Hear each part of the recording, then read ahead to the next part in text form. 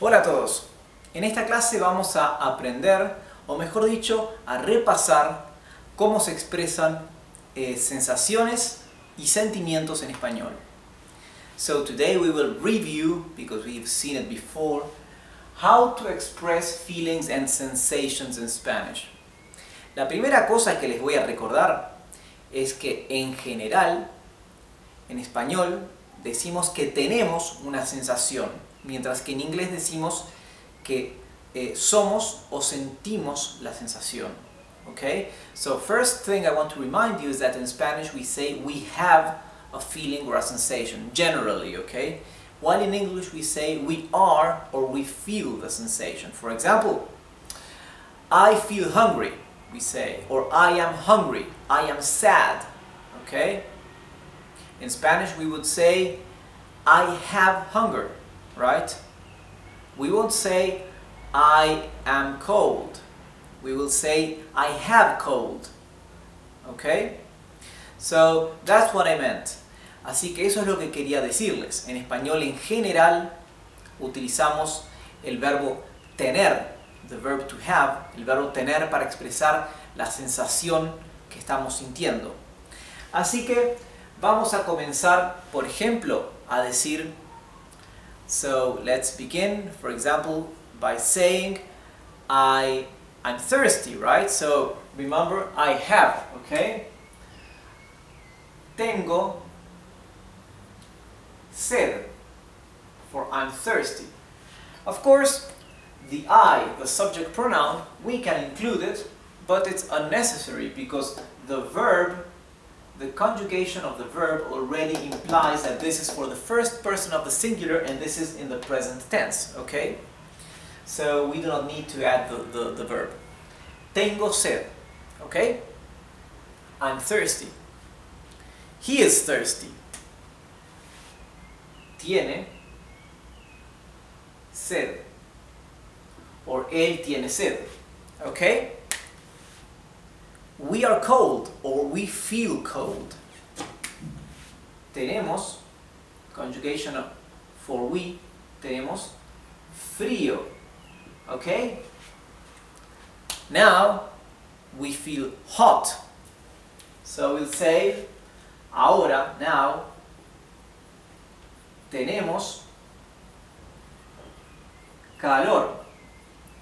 Calor means would be hotness, okay, or hot. So when we say we feel hot, we say tenemos calor, we have hotness, right?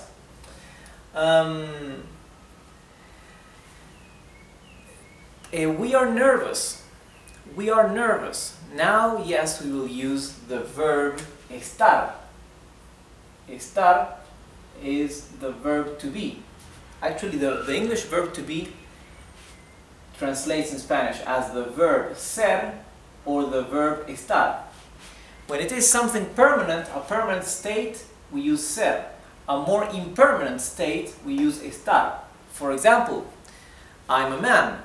Yo soy un hombre. That's permanent, right? I cannot stop being a man, right? So we use ser. Now I will say I am happy.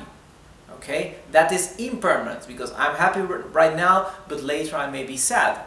So there we say estoy contento. Okay?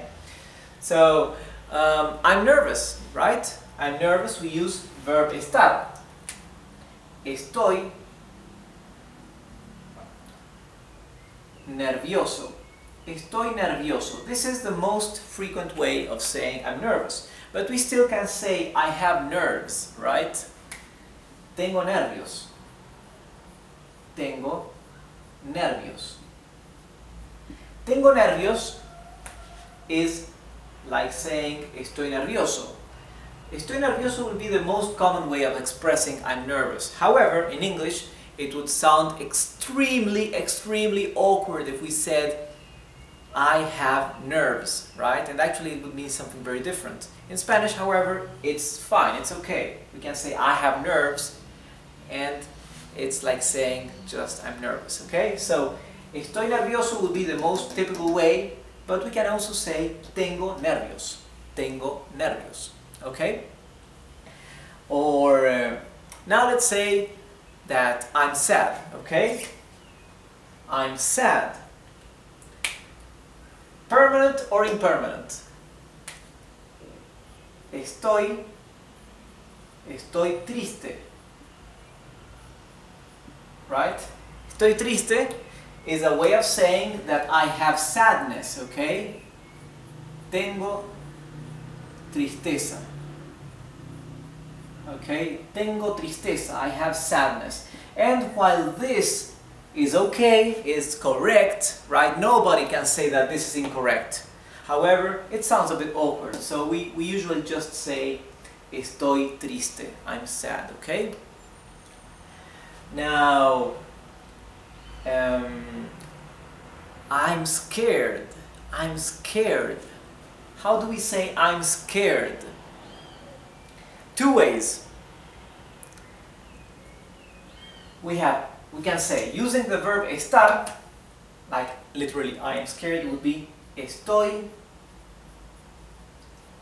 asustado.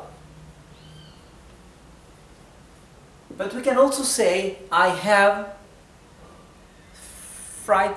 fear. I have fear. Tengo miedo. Tengo miedo. These two are as common, very common. Both of these are extremely used. Only that the connotation or the meaning is slightly different. For example, tengo miedo is we use when saying I'm scared. Estoy asustado would be like saying I'm frightened. I'm frightened, okay? So in general, I could differentiate it this way. Tengo miedo is more generic, more abstract. Okay, I'm scared. I'm scared, it's abstract, it's generic. Estoy asustado is when it's more specific. I'm frightened about something specifically. For example, I'm frightened about that there's a lion there, right? Or I'm frightened because it's dangerous here. So these two are synonyms, but usually this one is used in a more abstract or generic sense, and this one in a little bit more specific sense. Estoy asustado and tengo miedo. I have fear and I am frightened. Right? Tengo miedo. Now, let's use another one. Tengo, again, I have. Tengo rabia. Now look at how curious. Rabia is the word, right? The noun we use for rabies. Rabies, right? Rabies is this disease we can catch if a mad dog bites us, okay? That's rabies. In Spanish, rabies is rabia, right? Rabia. It makes a mad dog. It's madness, okay? Extreme fury, ferociousness. But rabia also means the feeling of a kind of hatred, of furiousness, fury actually. So rabia would be similar to fury, although there is a Spanish word for fury that is furia, right? We can say tengo furia, or estoy furioso, right? Estoy furioso, I'm furious. Tengo rabia is when it's more oriented towards something in particular. For example, tengo rabia porque esta persona me robó.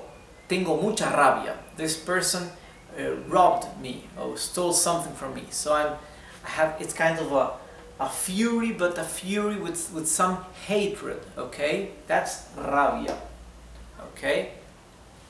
So you can see, el objetivo de esta clase era mostrarles cómo expresamos sentimientos y sensaciones en español utilizando el verbo tener y el verbo estar, ¿sí?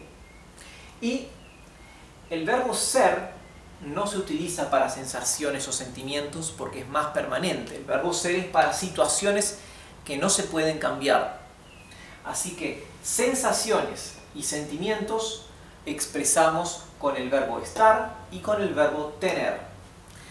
Bueno, si tienen dudas, recuerden, me pueden escribir o mandar comentarios o sugerencias, o también si hay algún tema que no les quede claro y quieren que lo profundicemos un poco, me pueden escribir y podemos hacer una clase dedicada a ese tema. Así que gracias y nos vemos en la clase que viene. Chao.